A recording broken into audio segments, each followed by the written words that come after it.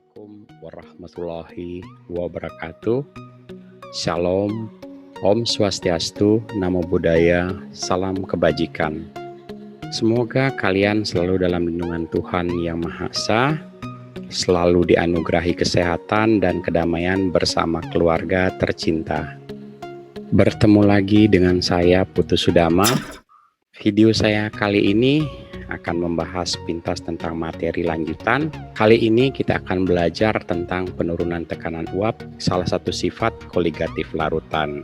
Siapkan alat tulis kalian berupa pulpen dan buku catatan, agar supaya kalian terbiasa mencatat hal-hal penting, karena sesungguhnya otak kita tidak mampu mengingat, artinya memiliki keterbatasan. Komponen dari larutan itu terdiri atas yang namanya pelarut dan zat terlarut. Jika ada sejumlah kecil zat dimasukkan ke dalam pelarut, maka partikel zat terlarut itu akan tersebar merata di sekitar partikel zat terlarut. Ilustrasi peristiwa melarut itu seperti diuraikan dalam gambar ini. Larutan memiliki peranan yang sangat penting dalam kehidupan sehari-hari, begitu pula dalam industri, bahkan untuk pengembangan ilmu pengetahuan.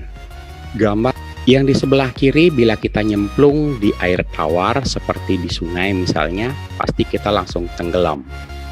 Tapi jika kita nyemplung di air laut, asik ya, mengapung. Kira-kira kenapa ya? Kedua perbedaan peristiwa tersebut ada kaitannya dengan larutan. Ditinjau dari komponen penyusunnya, sifat larutan itu dibedakan menjadi dua kelompok besar. Ada sifat larutan yang meliputi rasa, warna, kekentalan. Nah, itu termasuk sifat non-koligatif, yaitu sifat yang bergantung pada jenis partikel penyusunnya. Sedangkan sifat yang kedua yaitu sifat koligatif, sifat yang dipengaruhi oleh jumlah partikel zat terlarut di dalam larutan dan tidak dipengaruhi oleh sifat dari zat terlarut. Sifat koligatif ini seperti penurunan tekanan uap, kenaikan titik didih, penurunan titik beku, dan tekanan osmosis. Pada kesempatan ini kita akan membahas yang namanya penurunan tekanan uap. Apakah kalian pernah mendengar istilah penguapan? Peristiwa penguapan itu merupakan perubahan wujud dari wujud cair menjadi gas. Jika pelarut murni yang berwujud cair misalnya dimasukkan ke dalam ruangan tertutup, maka akan terjadi perpindahan partikel dari wujud cair ke wujud gas.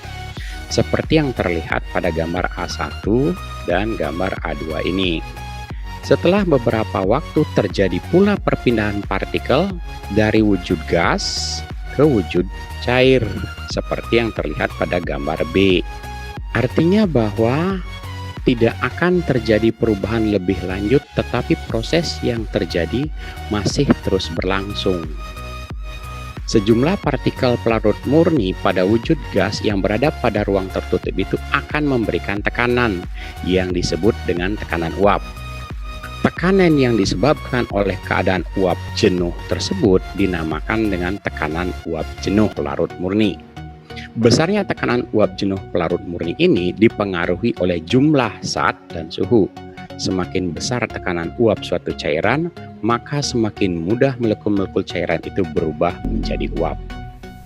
Nah, apa yang terjadi jika ke dalam pelarut murni ditambahkan sejumlah kecil zat terlarut yang tidak mudah menguap atau non-volatil? Bagaimana tekanan uapnya sekarang? Apakah menjadi lebih besar atau lebih kecil dibandingkan dengan tekanan uap pelarut murninya? Masalah ini kemudian dikaji kimiawan Prancis, Francisco Meriroux namanya. Dia melakukan menguji dengan serangkaian percobaan yang selanjutnya ilmuwan dunia mengenalnya sebagai hukum Rowe.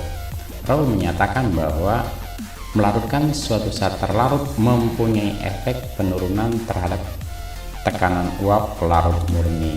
Lihat gambar yang disajikan. Untuk tekanan di pelarut murni, mula-mula 3 atmosfer. Telah dilarutkan sejumlah kecil saat terlarut, tekanannya turun menjadi 2 atmosfer.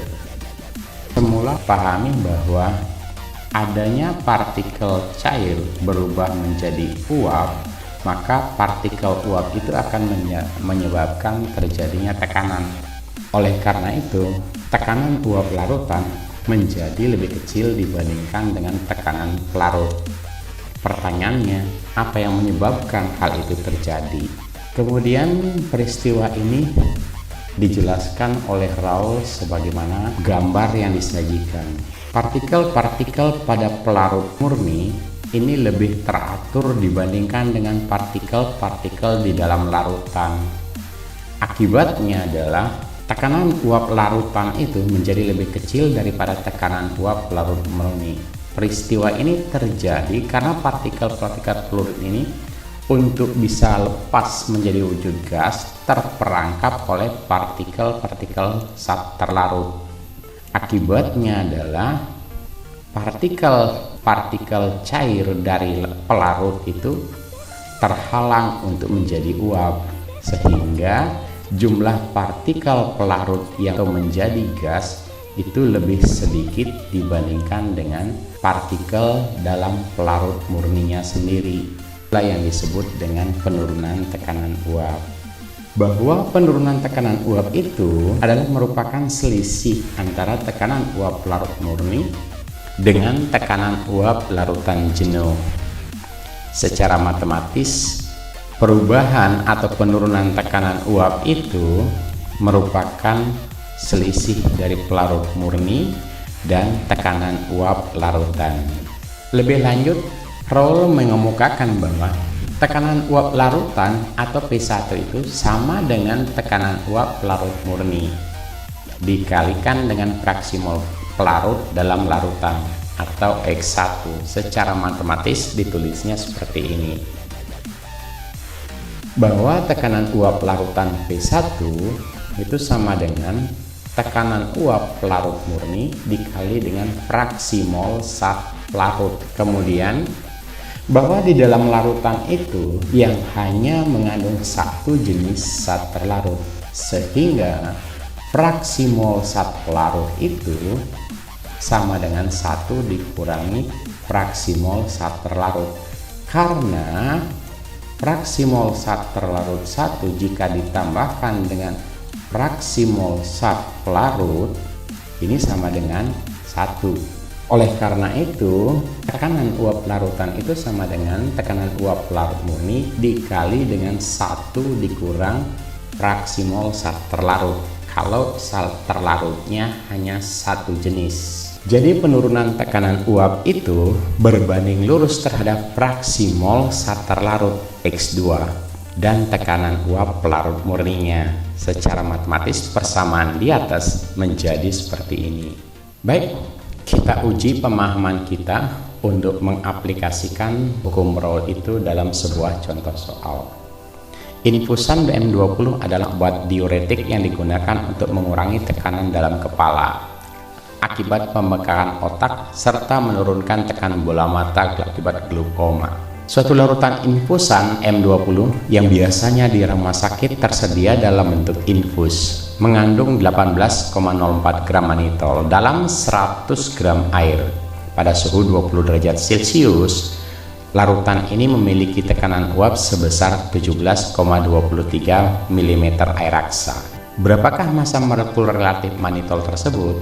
Jika diketahui bahwa tekanan uap jenuh air pada suhu 20 derajat Celcius itu sebesar 17,54 mm air raksa. Nah, di sini diketahui bahwa ada massa manitol. Massa manitol itu sebesar 18,04. Selain itu, ada pula massa air sebagai pelarut 100 gram.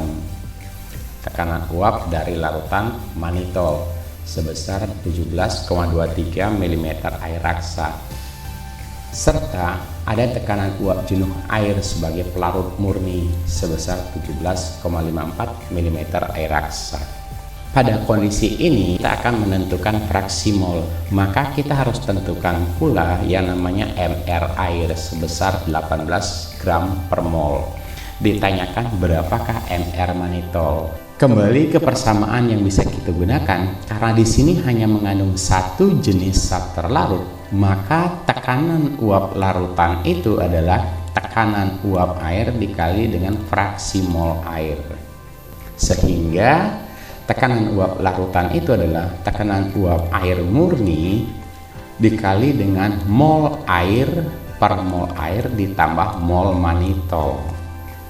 Tinggal turunkan nilai-nilainya. 1723 itu adalah sebagaimana tertulis dalam gambar. Dari mana ini? Ya, kita kembali ke persamaan awal bahwa mol sama dengan massa per mr. Nilai-nilai ini kita operasikan secara aljabar, maka diperoleh nilai sebagai berikut. 1723 itu dikali dengan ini, kali pula dengan manitol. Ini dia. Kemudian 54 ini dikali dengan ini. Ini hasilnya. Sehingga perkalian dari ini menghasilkan 95,8 serta ini perkaliannya juga menghasilkan 17 dikali dengan mol manitol. Sementara operasi perkalian ini menghasilkan nilai sebesar ini. Tinggal kita mengeluarkan nilai 17,23 dikali dengan mol manitol. Sehingga 19 dikurangi 98. Mol manitol itu sendiri akan menjadi seperti ini, yaitu sebesar 0,1 mol.